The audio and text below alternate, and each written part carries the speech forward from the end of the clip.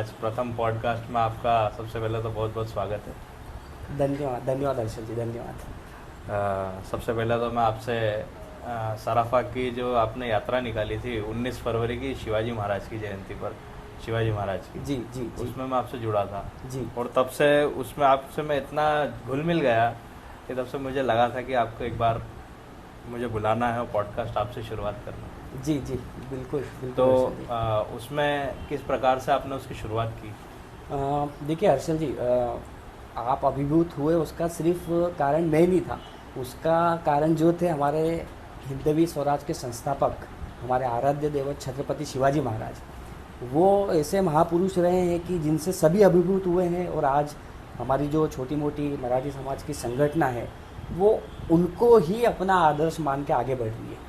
और हमारा भी जो हेतु है, आज हमारी अखिल भारतीय मराठी व्यापारी एसोसिएशन है, जिसके माध्यम से हमने वो शिवाजी महाराज जयंती का कार्यक्रम किया था। और उस कार्यक्रम में हमारे मध्य प्रदेश अध्यक्ष श्री श्रीकांत जी देशमुख और हमारे इंदौर जिला अध्यक्ष श्री नवनाथ जी जादव, इनका बहुत बड़ा योगदान था। क्योंकि ये शुरुआत जो है इन दो लोगों के कारण से शुरुआत हुई है। और इसके पीछे जो सबसे बड़ी छुपी हुई ताकत जो हर व्यक्ति के पीछे होती है, उनका नाम मैं आज लेना चाहता हूं, और मैं काफ़ी गर्व भी महसूस करता हूं। हमारी अखिल भारतीय मराठी व्यापारी एसोसिएशन के राष्ट्रीय संस्थापक और राष्ट्रीय अध्यक्ष श्री अनिल जी पाटिल, इनके मार्गदर्शन से पूरे भारत देश के 22 राज्यों में अखिल भारतीय मराठी व्यापारी एसोसिएशन प्रतिवर्ष शिवाजी महाराज जयंती का आयोजन करती है। और उसके माध्यम से 22 राज्यों में सराफा, सोना चांदी गलाने का जो लोग काम करते हैं, अगर उनकी मैं संख्या मानूँ तो करीबन 10 से 11 लाख लोग, 10 से 11 लाख ये संख्या जो हम तय कर रहे हैं, वो इस हिसाब से हमने तय की है कि जितने भी इस व्यवसाय में लोग संलग्न हैं उनका परिवार, तो इतने बड़े जन समुदाय को हमने एकत्रित करने का काम किया है। और अभी 8 मई 2025 गुरुवार को नई दिल्ली में जवाहरलाल नेहरू स्टेडियम के ऑडिटोरियम में हमने एक राष्ट्रीय व्यापारी महासम्मेलन का आयोजन किया है। इस महासम्मेलन को करने के पीछे जो हमारा उद्देश्य है, वो प्रथम उद्देश्य ये है कि गलई, ये गलई शब्द हर्षल जी अभी मैं जो बोल रहा हूँ, ये आपको भी लग रहा होगा कि आप गलई बात कर रहे हो, मैं समझ नहीं पा रहा हूँ ये गलई क्या होता है। तो पूछने वाला था कि गलई व्यापारी आखिर क्या करता है, क्या सोना चांदी का क्या गलई, इसमें गल करके जो पूरा उसका मटे वो बनता है जी, तो वो आप काम करते हैं या उसको गलाने का सिर्फ काम करते हैं? हम लोगों की जो कम्युनिटी है हर्षल जी, ये जो व्यवसाय है ये पिछले 150 वर्षों का इतिहास है इसके पीछे, कि इस व्यवसाय में हम लोग पारिवारिक रूप से पारंगत हैं। आज मेरे पिताजी इस व्यवसाय में थे, इसके पहले की पीढ़ियाँ, ये पूरे भारत देश के 22 राज्यों में इस जो व्यवसाय का इतिहास है ये पीढ़ीगत इतिहास है। इस व्यवसाय में गलई शब्द का अर्थ ये होता है, आप ज्वेलरी वाले से जो ऑर्नामेंट्स खरीदते हैं उसको बनाने की जो सर्वप्रथम प्रोसेस होती है वो प्रोसेस होती है गलाने। माइन से गोल्ड निकलता है, वो गोल्ड आने के बाद में सोने को गलाया जाता है, गलाने के बाद में फिर उसको रिफाइन किया जाता है, रिफाइन करने के बाद में फिर वो जो गोल्ड होता है वो वर्किंग प्रोसेस में आता है, जिससे कि आपके ऑर्नामेंट्स बनते हैं। तो आपको ज्वेलरी एसोसिएशन हो या फिर स्वर्ण कला बोर्ड हो, ये सारे बोर्ड्स के नाम आप लोगों को पता होंगे, पर अभी तक गलाई व्यवसाय से संबंधित कौन सी एसोसिएशन है कि जो काम कर रही है, तो वो ये प्रथम एसोसिएशन है अखिल भारतीय मराठी व्यापारी एसोसिएशन, जो भारत देश के 22 राज्यों के सोना चांदी गलई बांधो, gold silver testing centre, hallmarking centre, bullion व्यापारी मराठी, ये सभी लोगों को हमने एकत्रित करने का काम किया है। और हमारी एसोसिएशन इस माध्यम से जो सोना चांदी गलई व्यवसाय है इसको मुख्य धारा में लाने का प्रयास कर रहा है, कि इसको हम लघु उद्योग का दर्जा मिले गलई व्यवसाय को। साथ ही आईपीसी की धारा, अर्षल जी आपको पता होगा आईपीसी की धारा 411 है, ये धारा चोरी के मामले में लगाई जाती है जी। इसमें सोना चांदी चोरी ये विषय नहीं रहता है, बाकी बहुत सारी चोरियां इस धारा के अंतर्गत आती है, जिसको हमने संशोधित करके, भारत सरकार ने इसको संशोधित करके 317 में अभी कन्वर्ट किया है। हमारी दूसरी मांग ये है कि 317 में भी कुछ संशोधन किए जाए।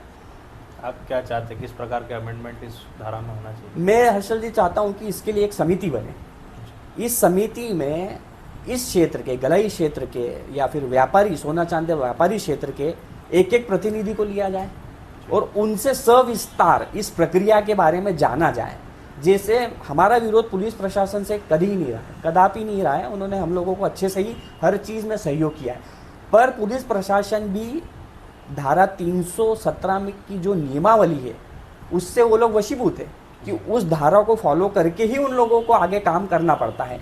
इस धारा में अगर संशोधन हो जाता है, और इस धारा में संशोधन करने का जो विभाग है ये गृह मंत्रालय विभाग इसमें संशोधन कर पाएगा। तो इसको लेके हमने हमारे देश के गृह मंत्री श्री अमित शाह जी को भी कई पत्र लिखे हैं, और दिल्ली सम्मेलन में हमारा पूर्ण प्रयास है कि हम भी उनको आमंत्रित करें और ये जो विषय हैं हम पटल पर रखें उनके सामने। तो दिल्ली सम्मेलन जो होने जा रहा है जी, उसमें आपने किन किन गेस्ट को आपने आमंत्रित किया है अभी तक, और जी, कौन किसी का डन हुआ है कि आने का? जी बिल्कुल, नितिन गडकरी जी की उपस्थिति है, वो पूर्णतया 100% उनकी उपस्थिति वहाँ पर रहने वाली है।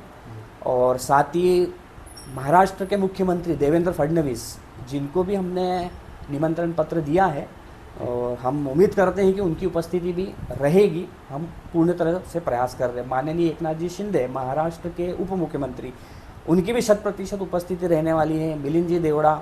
और दूसरी चीज़ एक मैं आपको बताना चाहता हूँ कि ये जो गलई का व्यवसाय है, इस गलई के व्यवसाय में सभी राज्यों में जो गलई बांधू हैं वो पश्चिम महाराष्ट्र से आते हैं सारे। पश्चिम महाराष्ट्र के भी जितने भी आमदार खासदार, अगर उनको बोला है तो पार्षद, विधायक, इनकी भी उपस्थिति 100% है, क्योंकि उनको भी ये गर्व का विषय है कि आज मेरा गलई बांधो, मेरा पश्चिम महाराष्ट्र का गलई बांधो भारत के सभी राज्यों में है और हम उनके लिए कुछ कर नहीं पा रहे हैं। तो वो भी ये चाहते हैं कि इतने बड़े मंच पे, दिल्ली के राष्ट्रीय मंच पर आकर हम लोगों की बातों को वो सुनेंगे, और निश्चित ही वो भी मंत्रालय में इस विषय को लेके आगे बढ़ेंगे।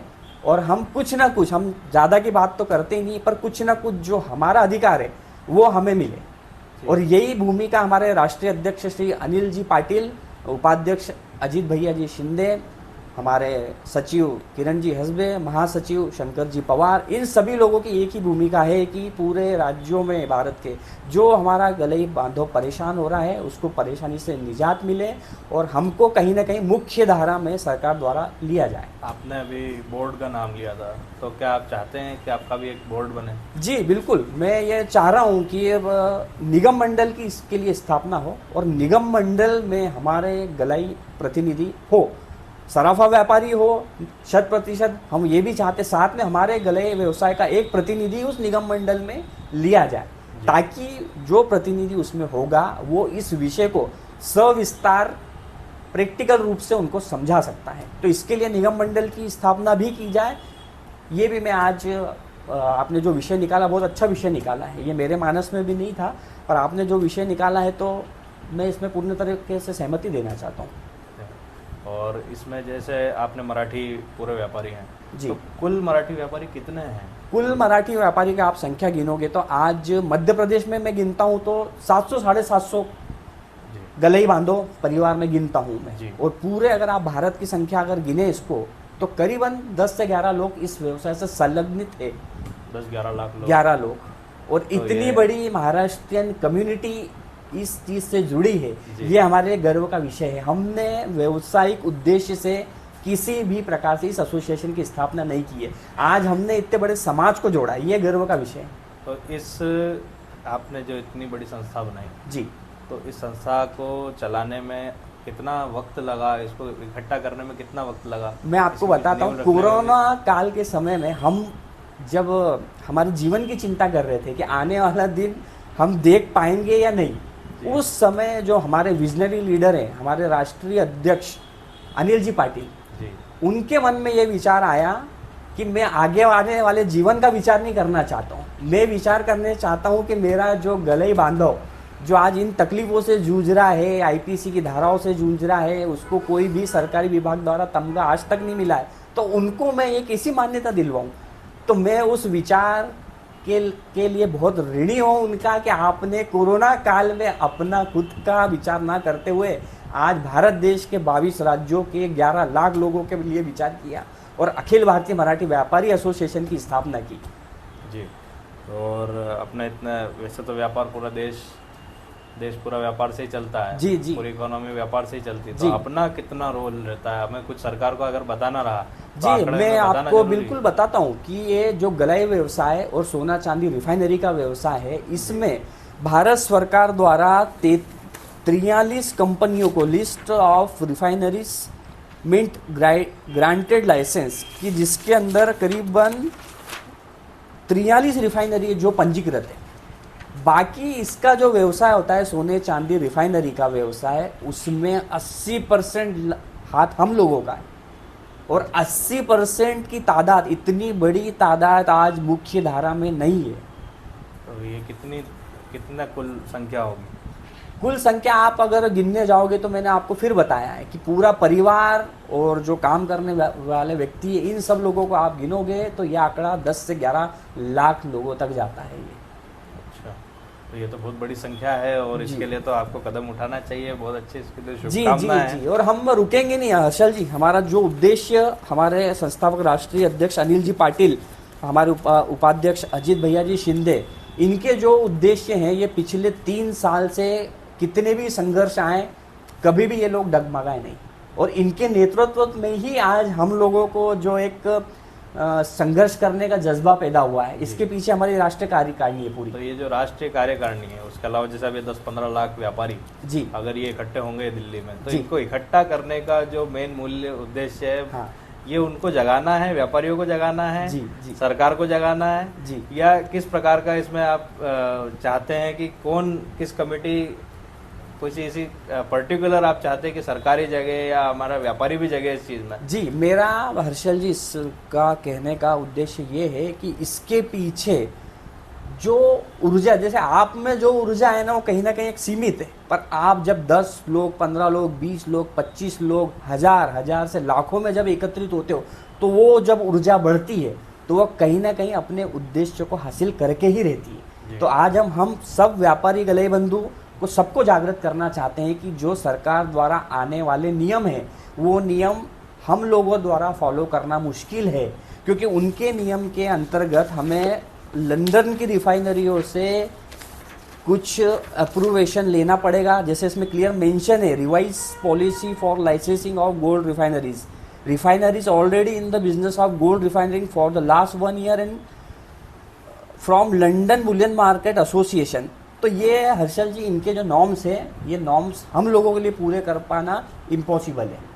कुछ ही भारत की रिफाइनरियाँ हैं जिनको इन्होंने अभी तक लाइसेंस प्रोवाइड किया है, और हम जो 80% की संख्या में काम करने वाले लोग हैं जिनको अभी तक कोई लाइसेंस दिया नहीं गया है। तो दिल्ली मंच के माध्यम से हमारी मांग यही रहेगी, और वहाँ पे निश्चित ही सरकार द्वारा इस पे सकारात्मक प्रतिसाद हमको मिलेगा, क्योंकि आज तक इतनी बड़ी जनसंख्या मंत्रालय के सामने कभी आई नहीं है। बिल्कुल। और अनिल जी पाटिल हमारे राष्ट्रीय अध्यक्ष, उनके प्रयत्न से सभी 22 राज्यों में गले बांधव एकत्रित हुए हैं, और एकत्रित होकर जब हम दिल्ली में ये कार्यक्रम करेंगे, मेरी तो आपसे भी विनती है कि आप भी जरूर वहाँ पधारिए, और इस कार्यक्रम की जो गरिमा है उसको आप भी महसूस कीजिए कि जब एक छत के नीचे एक मांग को लेके लाखों लोग जब एकत्रित होते हैं, तो वो मांग 100% पूर्ण होती ही होती है।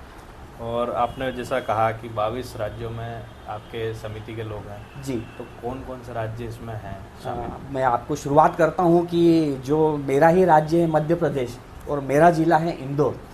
ये बहुत मजबूत इकाई है अखिल भारतीय मराठी व्यापारी एसोसिएशन की। उसके बाद में केरल है, उड़ीसा है, पश्चिम बंगाल है, बिहार है, महाराष्ट्र है, राजस्थान है, ऐसे कुल मिला के 22 राज्य।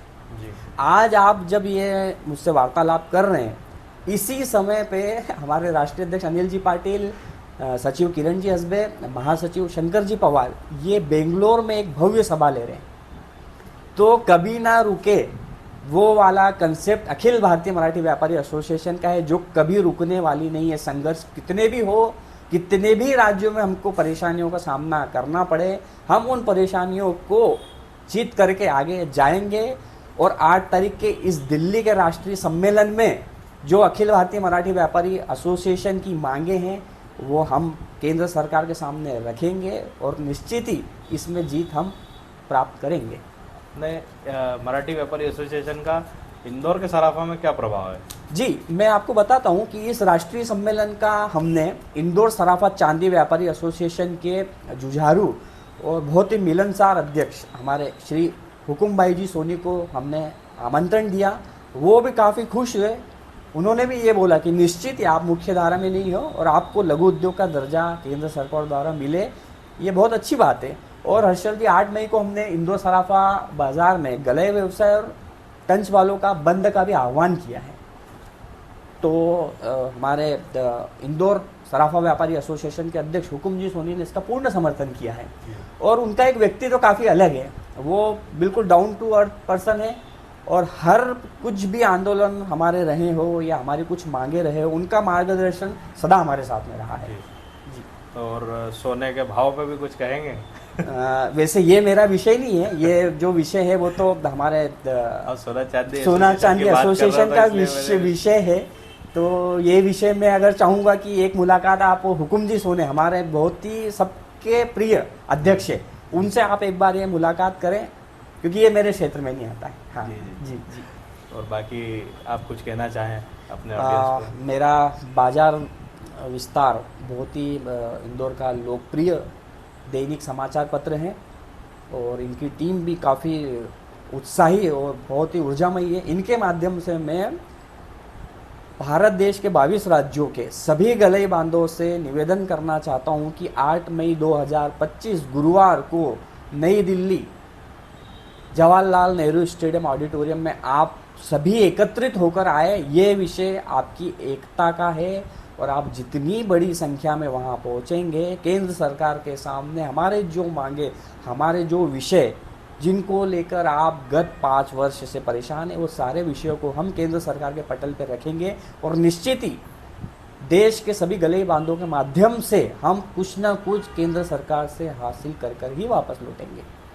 और आपने मराठी दर्शकों को आप कुछ बोलना चाहेंगे? हाँ, ये काफ़ी अच्छी चीज़ है। मराठी भाषा जब मुंह से निकलेगी तो मुझे ऐसा लगेगा कि आपने आज जो कार्यक्रम का आयोजन किया है उसका कुछ सार्थक अर्थ निकलता है। देशभरातील 22 राज्याचे गले बांधव यांना माझा जाहीर आव्हान आहे की 8 मई 2025 गुरुवार रोजी जवाहरलाल नेहरू स्टेडियम ऑडिटोरियममध्ये सर्वांनी यायचं आहे। सर्वांनी आल्यानंतर जे प्रत्यक्षात तुम्ही बघणार आहे तो जो प्रसंग असणार आहे, ना भूतो ना भविष्यती असा प्रसंग असणार आहे। अखिल भारतीय मराठी व्यापारी असोसिएशनचे राष्ट्रीय अध्यक्ष संस्थापक अनिल शेठ पाटील यांनी जी संस्था आपल्या संघर्षातून उभी केली आहे, ते संघर्ष ला अंतिम रूप द्यायचं काम तुमच्या सर्वांची एकीने होणार आहे। आणखीन तुमच्या सर्वांची एकीनंच केंद्र सरकारकडे आपली जे मागणी आहे की गलाई व्यवसायाला लघु उद्योगचा दर्जा मिळावा, IPCची धारा 411 जे आता नवीन स्वरूपात 317 झाली आहे, त्याच्यामध्ये काही आमच्यासाठी उपयोगी येणारे संशोधन करून आपल्यावर जे 411 आता जे 317 मी म्हणतोय त्याच्यामध्ये संशोधन केल्यानंतर जे अनैतिक अत्याचार पोलीस विभागाकडून आपल्यावर होत आहे त्याच्यावरती काय तर आपल्याला ठामपणे त्याला लांबवता येईल किंवा त्याच्यामध्ये सुधार केल्यानंतर हे जे अनैतिक अत्याचार आहेत त्याच्यापासून आपल्याला सुखनुका होईल। आणखी तिसरा विषय जे आपले रिफायनरीचा व्यवसाय, तुम्हाला सगळ्यांना माहिती आहे की देशभरातील रिफायनरी व्यवसायामध्ये आपलं 80% योगदान असून सुद्धा आपण कुठेही मुख्य धाऱ्यामध्ये नाही आहे। तर फार हा मोठा विषय आपल्या समोर आलेला आहे। तर आपली सरकारकडून मागणी आहे की आम्हाला जे तुमचे नियम आहे, शासकीय नियम अटी तटीसाठी एक समिती बनवावी, आणखी त्या समितीने आमच्या व्यवसायावर अभ्यास करून आम्हाला मिनी रिफायनरीचा दर्जा द्यावा। हे आपली 3 मागणी आहे। आणखी हे 3 मागण्यासाठी आपण दिल्ली से जवाहरलाल नेहरू स्टेडियम ऑडिटोरियममध्ये सर्वांनी जायचं आहे। आणखी केंद्र सरकारचे पुढे आपले राष्ट्रीय अध्यक्ष अनिलजी पाटील, आपले राष्ट्रीय उपाध्यक्ष अजित भैया शिंदे, नंतर आपले महासचिव शंकर शेठ पवार, नंतर आपलं राष्ट्रीय संचालक मंडळ यांचे वतीने आपण जे मागणी करणार आहे त्यासाठी काही ना काही आपल्याला सरकारकडून प्रतिसाद चांगलाच भेटणार आहे। यासाठी माझी विनंती आहे की तुम्ही सर्वजण 8 मई गुरुवार रोजी जवाहरलाल नेहरू स्टेडियम ऑडिटोरियममध्ये नक्कीच या। नमस्कार सर्व गले बांधवांना। और मैं इसमें ये भी कहूँगा कि इंदौर में भी एक न्यूज़ रखी है मराठी लोगों ने, जी पूरा मराठी समाज ने। जी जी तो इसमें भी मराठी व्यापारी एसोसिएशन भी उसमें जुड़े हैं, और उसके लिए भी आपके 2 शब्द में चाहूँगा जी, कि बिल्कुल जो बिल्कुल। ये मल्हारराव होलकर के नाम पर एक ब्रिज की मांग रखी गई है जी जी राजेंद्र नगर में, जी जी तो उसके लिए भी आप 2 शब्द। जी। हर्षल जी, इस क्षेत्र में जहां आज हम ये पॉडकास्ट कर रहे हैं, इस क्षेत्र में मराठी जो कम्युनिटी है वो बहुत तादाद में है। तो मैं भी ये इसका पूर्ण समर्थन कर रहा हूँ कि मल्हारराव होलकर जो इतने वीर पराक्रमी योद्धा थे, उनके नाम पे इंदौर में एक भी स्टैच्यू ना होना ये हमारे लिए भी कहीं ना कहीं चिंता का विषय है। और इसको लेके जो हमारे पार्षद महोदय प्रशांत जी बड़दे, उन्होंने भी काफ़ी ऊपर इसके लिए अप्रोच की है। और मुझे लगता है कि आने वाली 20 शायद 29 मई, हर्षल जी 29 मई को राजवाड़ा पर मध्य प्रदेश सरकार की कुछ मीटिंग का आयोजन है, हाँ जी, जिसके अंदर ये प्रस्ताव रखा जाना है। और मुझे ऐसा लगता है कि शायद मंत्रिमंडल की बैठक है, और उस दिन हो सकता है इसको कहीं ना कहीं अप्रूवल मिल सकता है। जी, क्योंकि वो दिन, उस दिन शायद अहिल्याबाई होलकर जयंती आने वाली है, 31 मई को आने वाली है। तो उस संबंध में कुछ ना कुछ सरकार त्वरित निर्णय लेगी, और हमारा ये जो क्षेत्र फिर से गौरवान्वित महसूस होगा कि हमारा एक मराठा प्रशासक, जिसकी मूर्ति को देख के यहाँ के सभी लोग कहीं ना कहीं अपना संघर्ष का जुज्बा फिर पैदा करेंगे। और कहीं ना कहीं जो इंदौर, जो आज हम इतना गर्व से बोलते हैं, उसके पीछे का जो गरिमामय इतिहास है वो लोगों के सामने आएगा कि ये जो इंदौर नगरी है ये मराठा लोगों की ही नगरी है। ठीक भाई साहब, आपसे फिर मुलाकात होगी। जी धन्यवाद धन्यवाद आप लोगों ने यहाँ मुझे बुलाया, आपकी सारी टीम बाजार विस्तार की, आप सभी लोगों का धन्यवाद।